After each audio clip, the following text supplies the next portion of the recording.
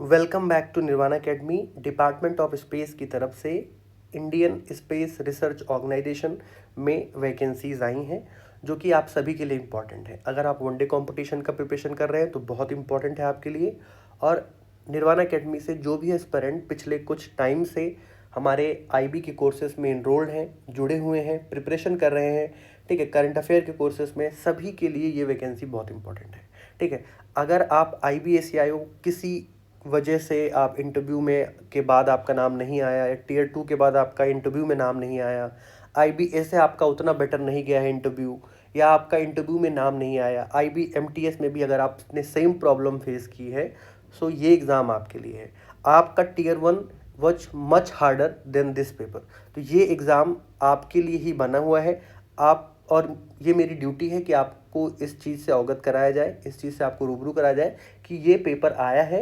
And destiny is giving a sign to all IBS parent कि आप इस paper के लिए जाएं, इस पेपर को दें, जो भी जोन आप सेलेक्ट करते हैं, क्योंकि आप बहुत बेटर जॉब उसी फास्ट ट्रैक स्पीड से आपको मिलेगी जो मे बी आपने IB में मिस कर दिया है।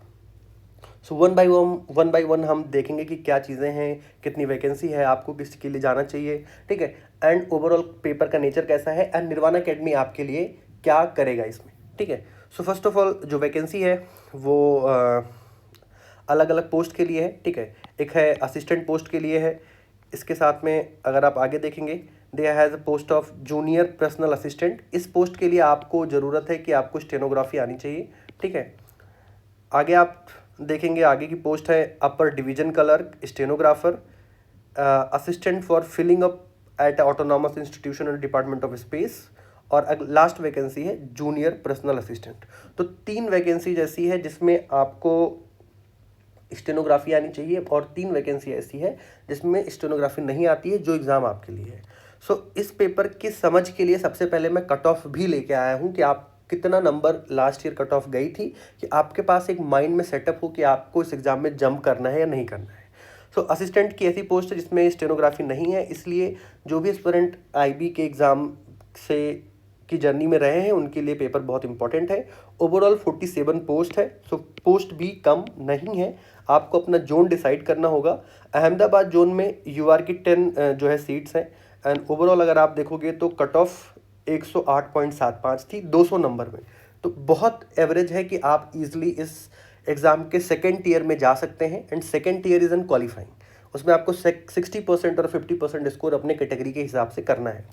बेंगलोर में 105.5 था, हैदराबाद में 111 था, ठीक है, महेंद्रगिरी में लास्ट टाइम नहीं थी, दिल्ली में लास्ट टाइम वैकेंसी नहीं थी, श्रीहरिकोटा में 114 कट ऑफ गई थी, ठीक है, तिरुवनंतपुरम में 101.5 गई थी। तो ओवरऑल अगर आप देखोगे तो अगर आप 130 से 140 मार्क्स अगर आप जो है, if you targeted for that 130 to 145 out of 200, तो ईजिली आप जो है टीयर 2 के लिए क्वालिफाई हो जाएंगे।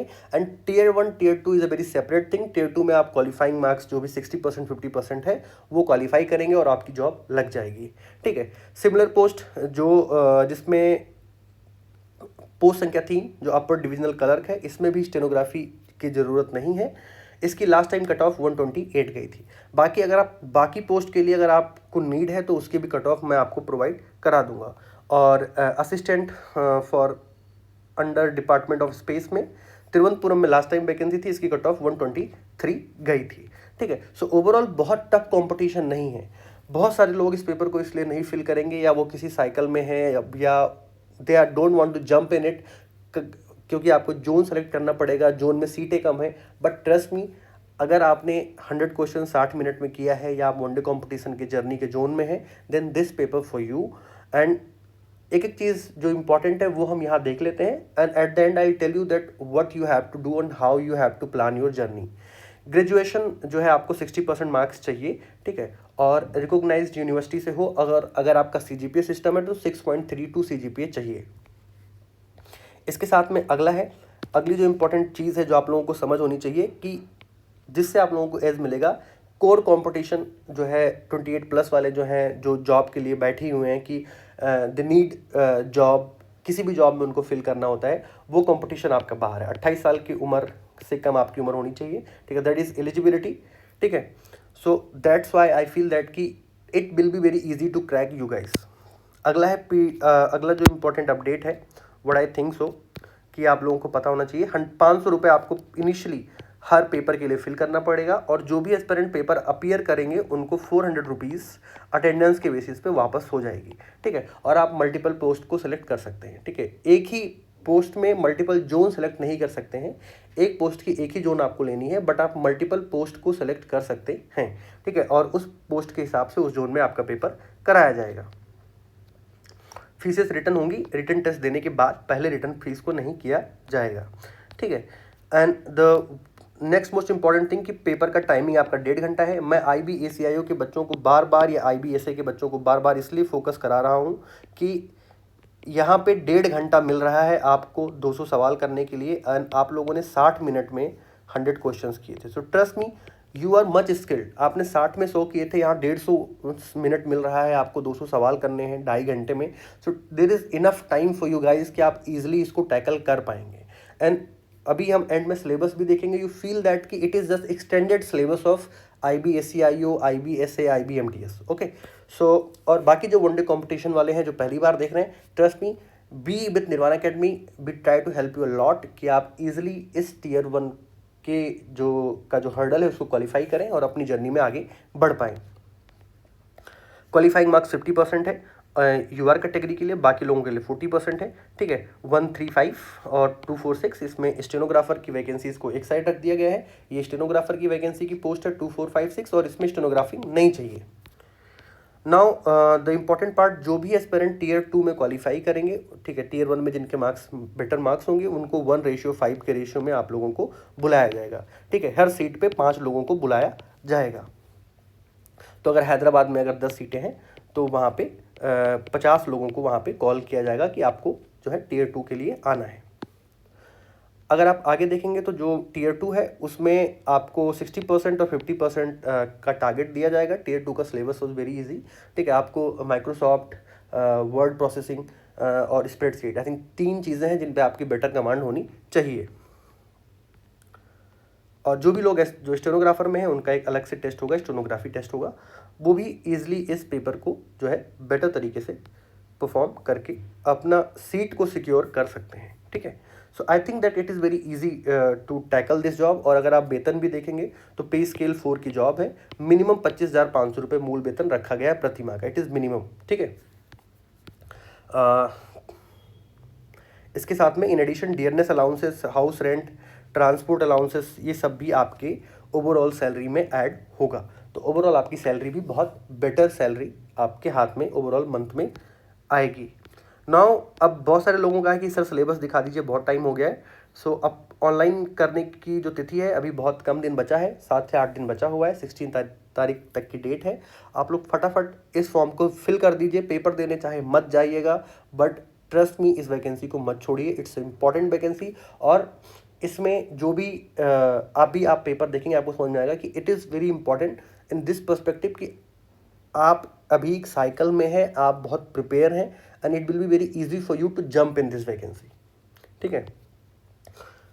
अभी सिलेबस आप देख के आपको समझ में आएगा कि जनरल इंग्लिश के 50 क्वेश्चंस करने हैं 50 नंबर के, क्वांटिटेटिव एप्टीट्यूड के 50 क्वेश्चन 50 नंबर के, general intelligence and reasoning ability के 50 क्वेश्चन 50 नंबर के, एंड जनरल नॉलेज के 50 सवाल 50 नंबर के। सो आप लोगों ने 100 क्वेश्चन पर प्रैक्टिस किया हुआ है, ये अब आपको 50 क्वेश्चन पर प्रैक्टिस करना है। सही क्वेश्चंस जो जब आप सही करेंगे तो आपको 1 नंबर मिलेगा, आप गलत करेंगे तो 0.25 है, मतलब 1/4 नेगेटिव है।